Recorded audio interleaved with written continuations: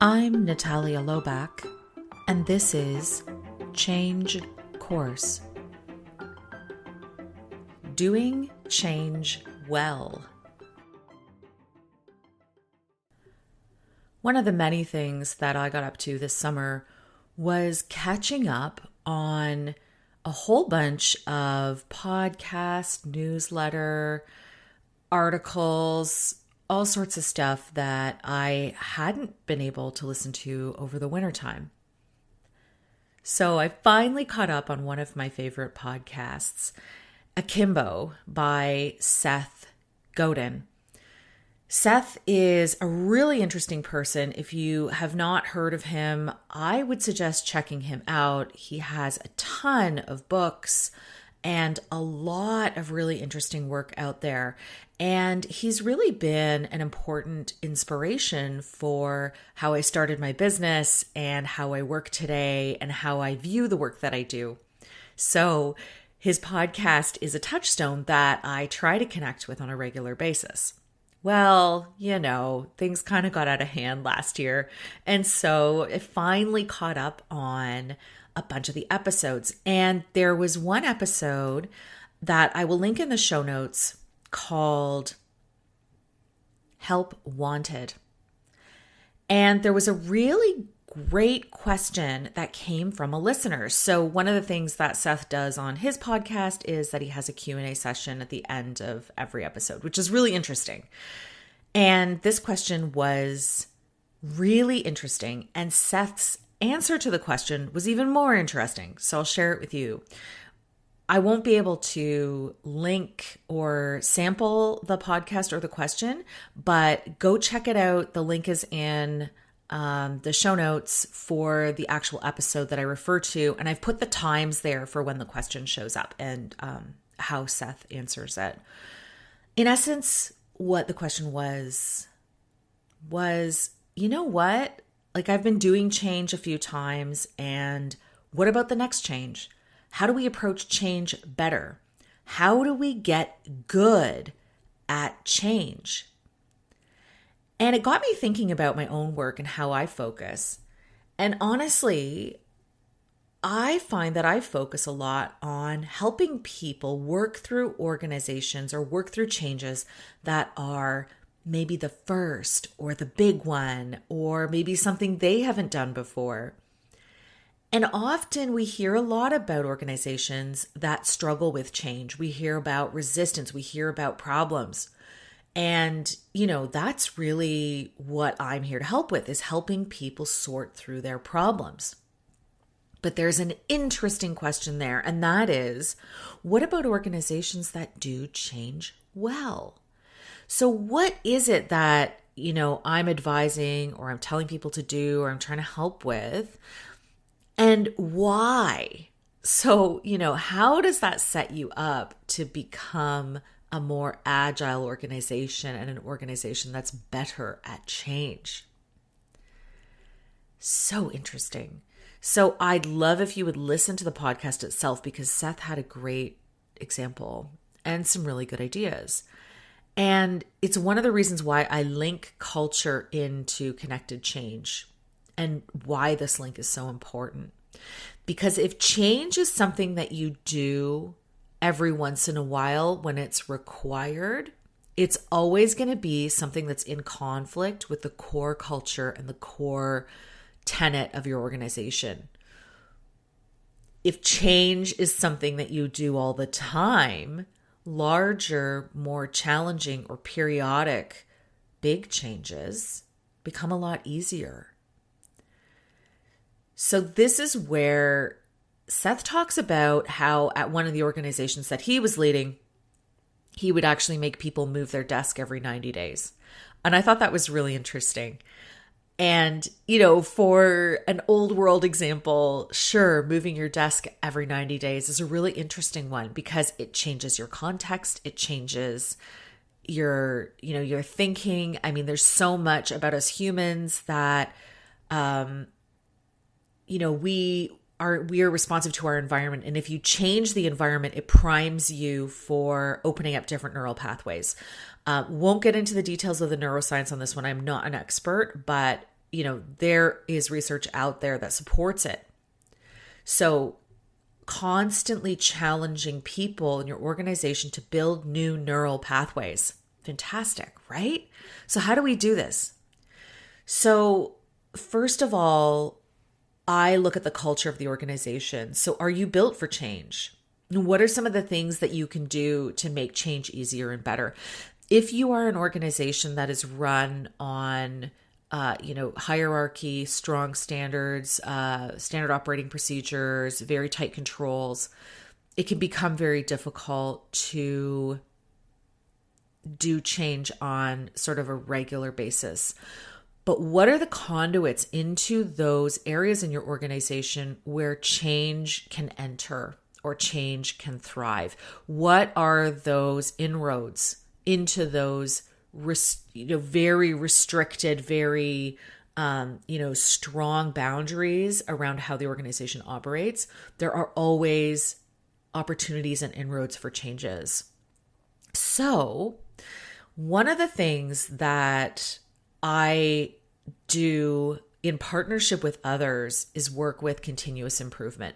So I'm sure if you've watched any of the Change the Conversation videos, you've probably come across Melanie McLagan. She is the founder and principal of Impetus 3.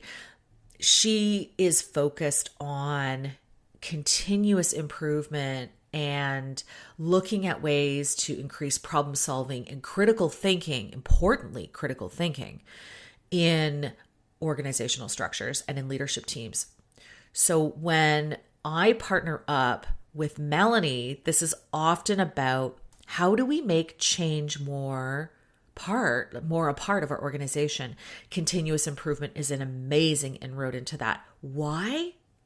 Because you're always looking for ways to improve. You're always looking at little changes and incremental changes that can be made to help your organization function more smoothly. And this is how organizations with high levels of structure and control become excellent. So you often hear about continuous improvement in the manufacturing sector, in certain areas of business. I mean, pharmaceutical science, that's an area that I've worked in, pharmaceutical manufacturing, and everybody comes from that school of continuous improvement.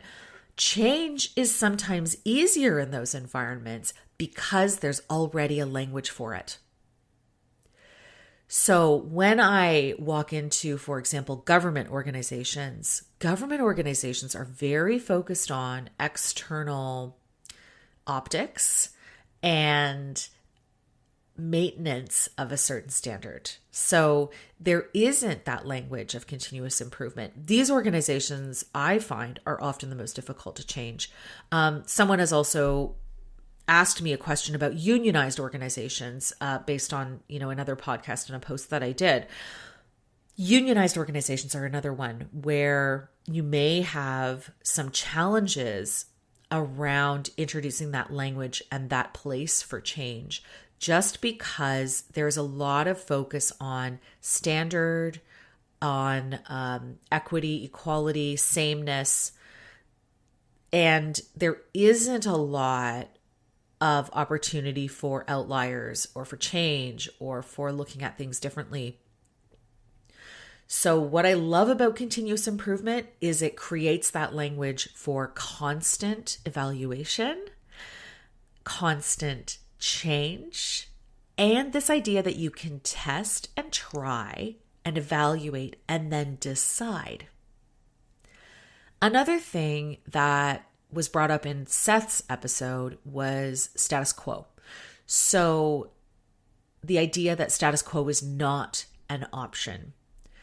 And this is really interesting. So how can you build that into the conversation of your organization? That's where we talk a little bit about systems, and I've talked about them in previous episodes. So when you run into the resistance in your organization of that's just not how things are done around here, or that won't work because it just won't work here. And people can't really describe why, but they just know implicitly that what you are describing or what you are proposing will not work. That's where we're talking about systemic resistance. So where we're going to link that to status quo is if your organization is very focused on the same, doing things the way it's always worked, if it ain't broke, don't fix it. That's where you're going to run into this idea that status quo is an option, right? So how do you change that? Well, looking at the systems in your organization, talking about things with a future outlook, saying this is working for now, but what are the things that we are going to have to change in the future to make us adaptable to X, Y, or Z? So if you change your outlook as a leader from a past or present outlook to a future outlook and work on that mindset shift within that leadership team, then you start to have a language for change. Then you start to find opportunities in your systems. Then you start to change the culture around, well, this is the way it's always been, to, well, this is working right now, but if something changes, we're going to have to change. It starts to open that avenue and open that organizational neural pathway into something that could be different. The other piece is the core values and the beliefs of the people in the organization, of the organization itself, and of your culture. And, I'm going to bring back here my favorite, Heraclitus of Ephesus. The only constant is change. So if your organization is one that believes in the stoic, in the stalwart, in things that are ever present, solid as a rock. I mean, laughing a little bit because I think that was like a jingle for, a car or something a while back.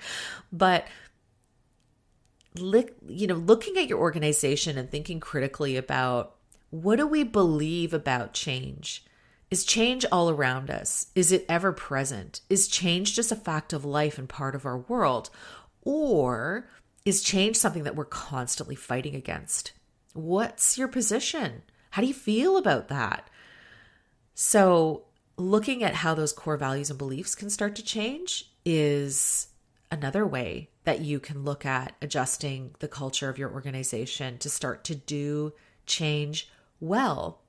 Certainly with organizations that do change well, these are some of the things that I've noticed. Systems are flexible. Systems are adaptable. There is forward thinking among the people in the organization. You're not thinking, we're the best and no one's going to catch us. It's what's next and how do we prepare for it? Those core values and beliefs, that belief that change is just a part of life. Change is everywhere. Change is ever present. And looking at continuous improvement and how, some of these organizations can be a part of that. So the last thing I'm going to talk about is an example from, that I have experienced. And so I talk a lot about sailing as a metaphor. I am actually a sailor. So for me, it's one of the ways that I can use metaphors or express some of these concepts and make it visual, accessible, and understandable to the people that I'm working with. So one of the things that's a misconception about sailing is that you're going to decide, I'm going to leave from, where I'm moored, and I'm going to go to Toronto Island for the day because Toronto Island is beautiful and it's a lovely destination. There's a gorgeous beach there. It's a wonderful place to visit for a day trip, and you can get there very quickly and very easily. One of the misconceptions is that, I go out into the lake, I set my course, put my sails up, and off I go. But nothing could be further from the truth. So I've chosen my bearing, I've set my course, I know where I want to go. But the wind is its own entity, it's its own thing. And I've included a link in the show notes to Wind Finder, which is the app that I use to check for wind speed and direction. And you'll notice in the link that I posted that it'll give you a visual of Lake Ontario. And what's the most amazing thing about it? It's extremely lovely to watch. All of these little wind vectors making their way from the land across the lake. And what you'll notice is that the wind is not going in a straight line.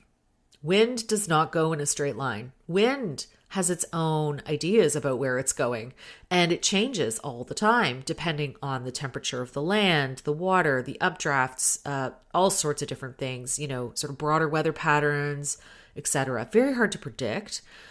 But, with all sorts of AI and, great technology out there now, it's much better. But for an individual sailor, you can feel those changes as you're going to your destination. So even for something as short a course as from where I'm moored to Toronto Island, you'll see how the wind is subtly changing direction. And so how do you adjust to this? Well, if I didn't adjust to those microscopic changes in my environment, I would probably not reach Toronto Island as quickly as I could. I might get blown off course. There's a bunch of different things that can happen. So what do I need to do? Well, I don't adjust my course because I know exactly where I'm going, but I am going to work with sail trim. And that's really about how you make small changes to the positions and the tension on your sails in order to adjust to the circumstances and the characteristics of the wind.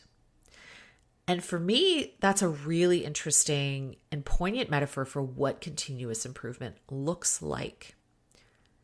You've got your course set, you know where you're going to stay, with that bearing, and you're going to follow it through. But as you're going through that journey and as you're going through that process, you're going through those periods of adjustment, of evaluation, of little tweaks, and maybe sometimes slightly larger changes to adjust to the changes that are happening all around you, such that you can make that trip as efficient and as smooth as possible. Thank you for listening. If you liked what you heard, I invite you to like, rate, share, and subscribe because it helps others find us. Our music is Levity by Emily Clausen. Change Course can be found wherever you get your podcasts, and we have an accessible version with fully edited captions on YouTube. You can find the link to this version on www.charthouse.ca in the Change Course podcast show notes. While you're visiting us, sign up for the Change Navigator newsletter. We're launching shortly, and you'll get a monthly dispatch of all things change and hear about the upcoming launch of ConnectedChange.com. Thank you for listening, and remember, it's never too late to change course.